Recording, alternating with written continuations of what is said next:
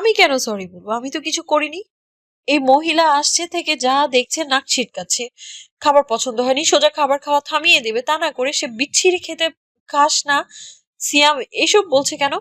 ওনার কথা শুনে তো আমাদের খারাপ লেগেছে। তার বেলায় বজ্রকণ্ঠে ধমক দিলেন নাসির। ধমক খেয়ে মুখ শুকিয়ে গেল নুসরাতের।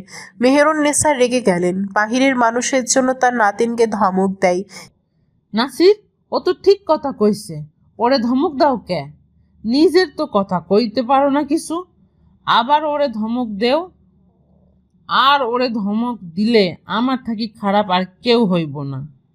হিলাল সাহেব সবাইকে থামিয়ে দিলেন। মেহেরুন্নেসাকে বললেন, আম্মা, আমি কথা বলছি, তুমি রাগ করো না। মেহেরুন্নেসা রেগে সোফা থেকে উঠে দাঁড়ালেন।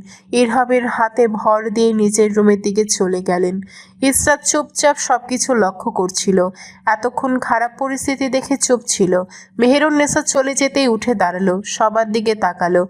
পারভিন বেগমকে উদ্দেশ্য করে বলল, আপনি মনে হয় ছেলের জন্য বউ দেখতে আসেননি, আপনি তো আপনার বাড়ির কাজের জন্য কাজের মহিলা দেখতে এসেছেন। I am right? তাহলে আপনি বস্তিতে যেতেন, ওখানে অনেক কাজের মেয়ে আছে। ইসরাত কিছু চিন্তা করার মতো ভাব করল, তারপর আবার বলল, এক কাজ করতে পারেন আন্টি, আমাদের বাড়ির রহিমা আছে না, ওকে আপনার বাড়ির বউ বানিয়ে নিতে পারেন। বিয়ের পর ঘর মোছা, ঝাড়ু দেওয়া, আপনার কাপড় পরিষ্কার করা ইত্যাদি ইত্যাদি যা কাজ আছে সব করে দিবে। একটা আওয়াজও মুখ দিয়ে বের করবে না। আর পড়াশোনা যতটুকু করেছে আপনাদের মনে হয় হয়ে যাবে। খুব ভালো মেয়ে, আপনার কথায় উঠবে আর বসবে। পারভিন বেগম চোখ লাল করে তাকিয়ে থাকলেন ইসরাতের দিকে। কালিটা তো একে এ- কালিটা তো একে এত অপমান করলো, তারপর এই বাড়ির বুড়িটা এত অপমান করলো, এখন পাত্রী নিচে দাঁড়িয়ে তাদের অপমান করছে। পারভিন বেগম বললেন। নুসরাত পারভিন বেগমের কথায় ফোড়ন কেটে বলল, আপনার থেকে বেশি কমন সেন্স আছে আমাদের। আর আমরা জানি আপনার মতো মেহমান কিভাবে ট্রিট করতে হয়। পারভিন বেগম রাগে সবকিছু অন্ধকার দেখলেন। এবার ইসরাতের দিকে তাকিয়ে বললেন।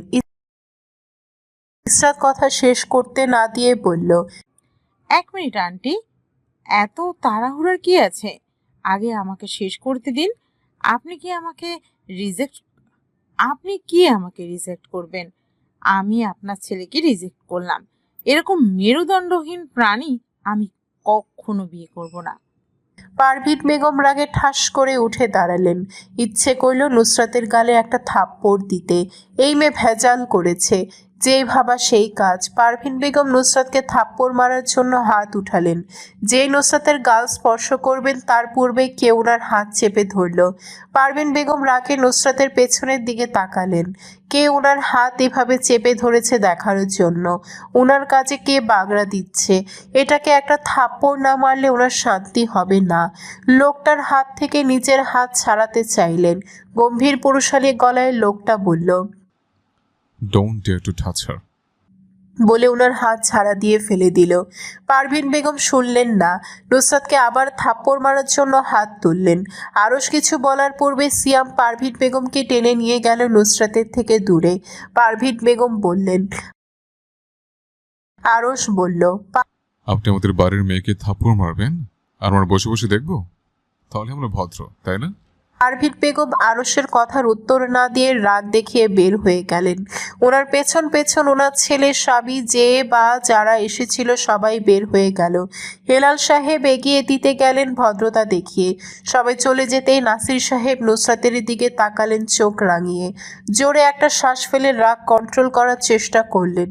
নুসরাতকে উদ্দেশ্য করে বললেন, আমরা বড়রা তো এখানে ছিলাম, তোমাকে কে বলেছে এত কথা বলতে? আমরা কি মরে গেছিলাম? এবার ইসরাতের দিকে তাকালেন। ও তো বেয়াদব, এখন তুমি ওর সাথে থেকে থেকে বেয়াদব হয়ে যাচ্ছ। বড়দের সাথে কিভাবে কথা বলতে হয় ভুলে গেছো। আর নুসরাত তোমাকে থাপ্পড় আর নুসরাত তোমাকে থাপড়াতে গাল লাল করে ফেলবো। আর নুসরাত তোমাকে থাপড়িয়ে গাল লাল করে ফেলবো আরেকদিন বড়দের মাঝে বেশি কথা বলতে দেখলে।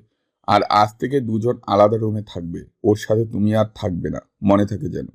নাসির সাহেবের চিৎকার শুনে লিপি বেগম আর নাজনীন বেগম বের হয়ে আসলেন কিচেন থেকে।